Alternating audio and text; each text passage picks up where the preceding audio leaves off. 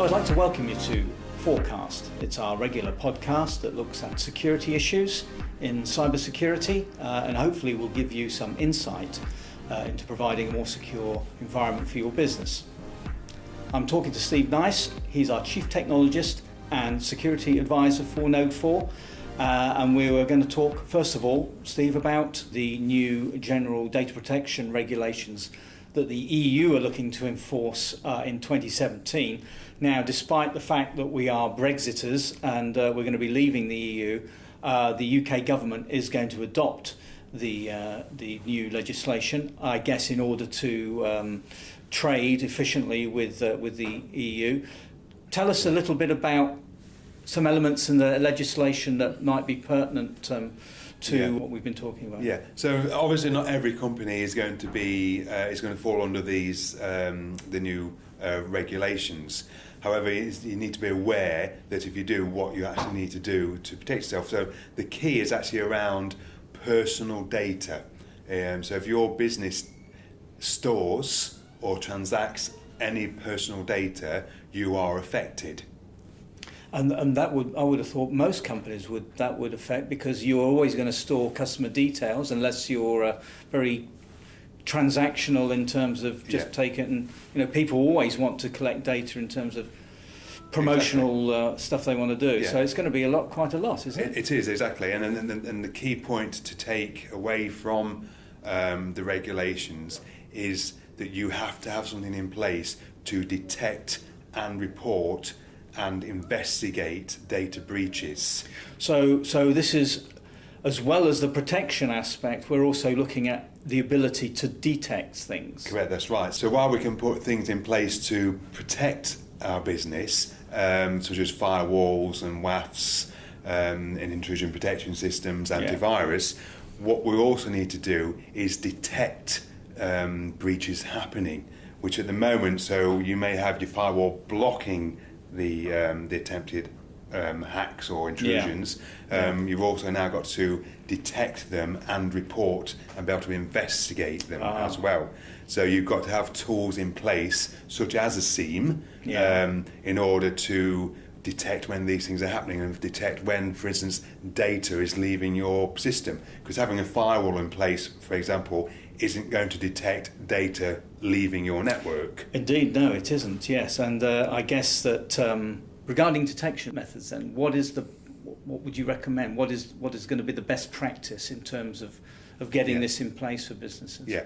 So there are various products that allow you to do network packet inspection, NIDS, network intrusion detection, host intrusion detection, and generally these are wrapped up into a piece of software called a SIEM, which is the Security Incident and Event Management. Right. That's what SIEM stands for.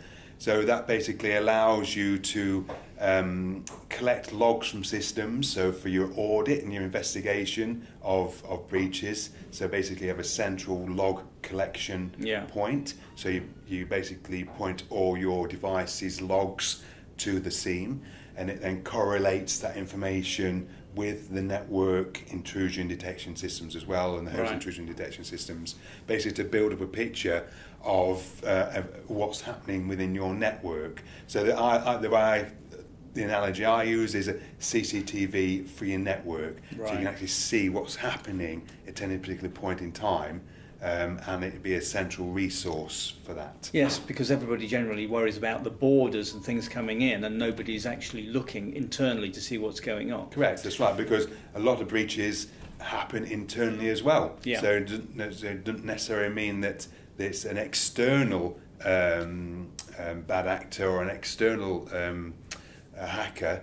Actually, a lot of breaches come from inside. So they may be selling your data or ready to move on to another business and accidentally then lose the data or upload it to somewhere. You need to be aware of this actually happening. And obviously firewalls and WAFs and things like that, so protecting perimeter, won't detect any of that. Right, okay, thanks very much, Steve. So that neatly takes us on to internal vulnerabilities, and I understand one of the latest vulnerabilities is something called Dirty Cow. Can you explain to me what that is?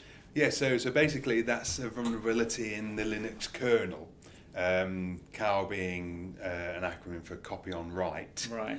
This basically allows a race condition that could allow a local user to escalate their privileges up to full root access. Right. And therefore, once you've got full root access, you have control of everything on the server. So is that a significant threat then in terms of vulnerability for people? Yeah, so I guess it's understanding how these critical vulnerabilities affect your business, and what systems are affected by these sorts of vulnerabilities, and how fast then you should act to patch these, because this particular vulnerability, once patched, requires a reboot, Right. unless you've got a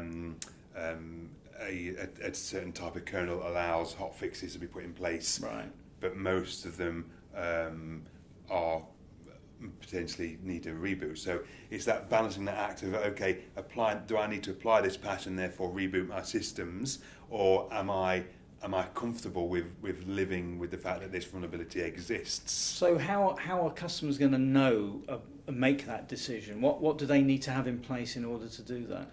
So the best practice is obviously have some sort of risk register. Right. So to evaluate how much risk these potential exploits pose onto my network. So if I've got internal systems that have this vulnerability, my risk register might have them as low risk.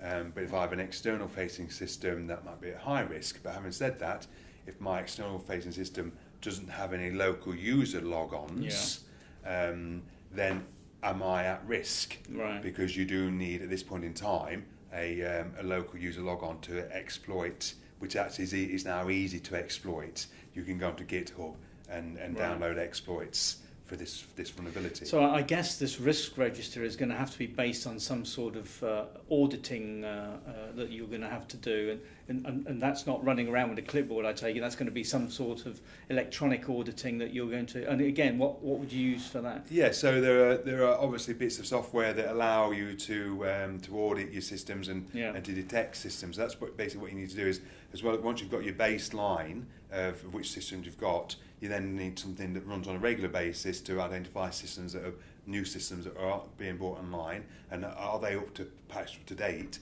or not, so you can update your risk register. So software such as our SEAM software, part of M4 Secure, also basically does that automatic asset scanning. So we'll know when a new asset comes onto our network, and then we can look at our risk register to see if we need to, is it high risk or low risk, and whether we need to apply that patch or not. It's all basically about the knowledge of what's inside your network. Absolutely. For all three of those topics that we've now covered. Yes. Okay. Well, thanks very much, Steve. You're welcome, John. That concludes this week's forecast. Join us again for more insightful information and knowledge. See you soon.